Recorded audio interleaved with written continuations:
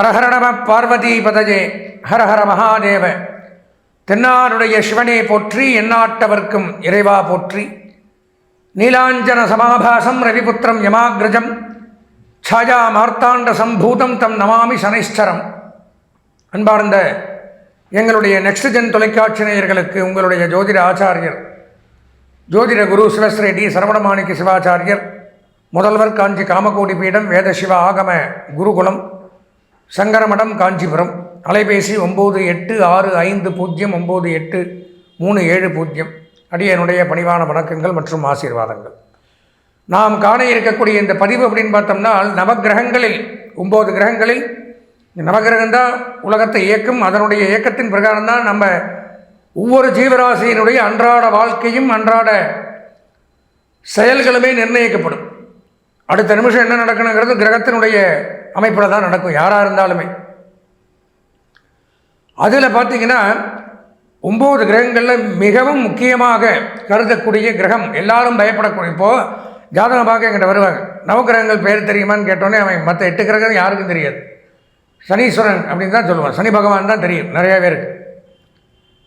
காரணம், அவருடைய தாக்கங்கள் நம்மளை அதிகமாக பாதிக்கப்பட வைப்பார். அதுவும் போக அதிகப்படியாக ஒரு ராசியில் தங்கி நன்மை தீமைகளை செய்யக்கூடிய கிரகம் சனி பகவான். சந்திர பகவான் எடுத்துட்டிங்கன்னா வெறும் 2.5 நாள் குறுக்கா பயிற்சி அவர். சனி பகவானை பொறுத்த வரைக்கும் 2.5 ஆண்டுகளுக்கு ஒரு முறை பயிற்சி. அப்போ நல்ல இடங்களில் சனி பகவான் சஞ்சரிக்கும் பொழுது அவரை மாதிரி நன்மையை தரக்கூடிய கிரகமும் எதுவும் கிடையாது. அதே சமயம் கெட்ட இடங்கள் சனி பகவானை பொறுத்த வரைக்கும் நல்லா தெரிஞ்சுக்கணும். இது பல ஜோதிடர்களுக்கே தெரியாத விஷயம். இந்த 12 ராசிகளில் 3 பேருக்கு மட்டும்தான் நல்லது பண்ணுவார், மீதி 9 பேருக்கு நல்லதே பண்ண மாட்டார். நீங்கள் தலைகையிலாக நின்னாலும் சரி, 3ஆம் இடம், 6ஆம் இடம், 11ஆம் இடம், 3, 6, 11 இதுக்கு மட்டும்தான் சனி நல்லது, மீதி எல்லாருக்குமே கெடுதல் பண்ணுவார். அப்பேற்பட்ட சனி பகவான் வாக்கிய பஞ்சாங்க பிரகாரமும் திருநள்ளாறு தர்பாரண்யேஸ்வரர் கோவிலில் அமர்ந்து வீட்டில் சனி பகவானுடைய ஆலயத்தினுடைய பெயர்ச்சியும் வருகின்ற 2026ஆம் ஆண்டு மார்ச் மாதம் 6ஆம் நாள் வெள்ளிக்கிழமை காலை 8:30 அளவிலே கும்பம் ராசியில் இருந்து மீனம் ராசிக்கு சனி பகவான் பெயர்ச்சி ஆகிறார். அது சமயம் 12 ராசிகளுக்கும் இந்த 2.5 ஆண்டுகளுக்கு என்னென்ன நன்மை தீமைகள் எப்படி இருக்க போகிறது, யார் கவனமாக இருக்கணும். ஏன்னா சனிப்பயிற்சியை பொறுத்த வரைக்கும் நான் எல்லாருக்குமே நல்லா இருக்குன்னுலாம் சொல்ல முடியாது. சனிப்பயிற்சியை பொறுத்த வரைக்கும் 3 பேருக்கு தான் நல்லா இருக்கும், பொதுவாக முதல்ல சொல்லிடுறேன். மீதி இருக்கிறவங்களுக்கு சொந்த ஜாதகத்தில் நல்லா இருந்தால் மட்டும்தான் நல்லபடியாக இருக்கும், இல்லைங்கும்போது கஷ்டங்கள் தானே. அதனால் சொந்த ஜாதகம் பார்த்து அதில் நல்லா இருந்ததுன்னா கவலையப்பட வேண்டாம். வாங்க நம்ம 12 ராசிகளுக்கும் வரக்கூடிய 2.5 ஆண்டுகளில் என்னென்ன நன்மை தீமைகளை சனி பகவான் செய்கிறாருங்கிறத விரிவாக பார்ப்போம். அன்பார்ந்த உத்திரம், ஹஸ்தம், சித்திரை ஆகிய நட்சத்திரத்தில் பிறந்த கன்னிராசி நேயர்களுக்கு வருகின்ற 6/3/2026 அன்றைய தினம் வெள்ளிக்கிழமை வருது. அன்றைய தினம் காலையில் பார்த்திங்கன்னா ஒரு 8:30 அளவில் சில பஞ்சாங்கங்கள் அடிப்படையிலும் திருநள்ளாறு சனி பகவானுடைய கோவிலினுடைய அடிப்படையிலும் சனிப்பெயர்ச்சி அப்படிங்கிறது நடக்குது. அந்த சனிப்பெயர்ச்சி கும்பராசியிலிருந்து மீனராசிக்கு சனி பகவான் போகிறார். அப்போ இவ்வளவு நாளாக உங்களுக்கு சனி பகவான் நன்மை பண்ணிட்டு இருந்தார் கன்னிராசிக்காரங்க அத்தனை பேருக்கு. ஏன்னா 6ஆம் இடத்துல இருந்தார். நான் முதல்ல சொன்ன மாதிரி 3, 6, 11 நன்மை தரக்கூடிய விதத்தில் இருந்த சனி 7ஆம் இடம் அப்படின்னு சொல்லக்கூடிய கலத்திரஸ்தானம், திருமணஸ்தானத்திற்கு வருகிறார். வரும்பொழுது நன்மை செய்வாரான்னு பார்த்தால் கண்டிப்பாக நன்மை கிடையாது. பிரச்சனைகள், திருமண வாழ்க்கையில் பிரச்சனை, திருமண தடை ஏற்படுத்துவர், கணவன் மனைவிக்குள்ள கருத்து வேறுபாடுகள், சண்டை சச்சரவுகள், பிரிவுகள், லவ் பண்ணியிருந்தால் டிஸ்கண்டினியூ, பிரேக்கப் இதெல்லாம் சொல்கிறாங்கள, அந்த மாதிரிலாம் நடக்கும். விட்டு பிரிதல்,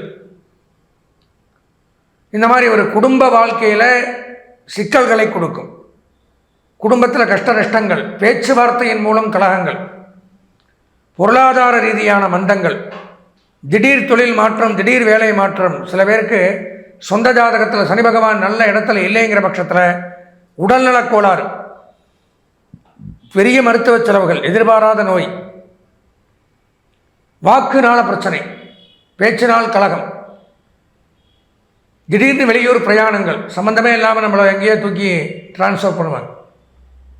அதனால் அவதிகள், குடும்பத்தை பிரியறது, இந்த மாதிரிலாம் பண்ணுவார்.